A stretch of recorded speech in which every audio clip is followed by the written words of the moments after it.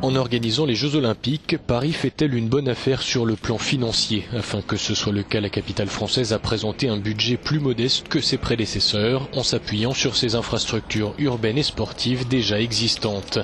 Paris 2024 table ainsi sur un budget de 6,6 milliards d'euros. Les coûts liés à l'organisation en représentent la moitié. À la charge du comité d'organisation, ils sont financés par le sponsoring, le CIO et les ventes de billets. L'autre moitié financée par l'État paiera les constructions, comme le village olympique, de loin la plus onéreuse.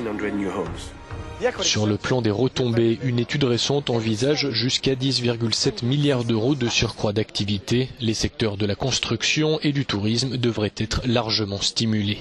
Mais une part des retombées immatérielles et difficilement quantifiable, rappelle l'économiste du sport Christophe Lepetit.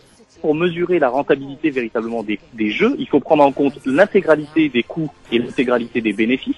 Et notamment parmi les bénéfices, au-delà des bénéfices économiques ou au-delà du chiffrage monétaire, on a de nombreuses externalités qui sont produites par l'accueil de grands événements sportifs sur le plan urbain, sur le plan social, sur le plan environnemental, sur le plan territorial. Et ces externalités, il faudrait pouvoir les chiffrer. Et ça, ce n'est quasiment pas possible en amont. Il faudra le faire chemin faisant et surtout à l'issue des Jeux Olympiques pour véritablement savoir si, in fine, tout cela mis bout à bout, les Jeux Olympiques ont été bénéfiques.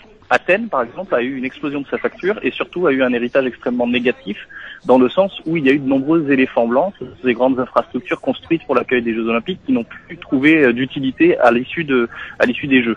En revanche, par exemple, une ville comme Barcelone a eu un dépassement budgétaire entre budget prévisionnel et budget réalisé, mais lorsqu'on prend sur le long terme la phase d'héritage, Barcelone a eu un bilan extrêmement positif. Ce que je dis pour Paris 2024, c'est que le risque de dépassement budgétaire me semble limité et que surtout les acteurs de la candidature ont travaillé très en amont et ont anticipé la phase d'héritage pour essayer de faire en sorte de bénéficier véritablement de tous les effets positifs sur leur politique publique.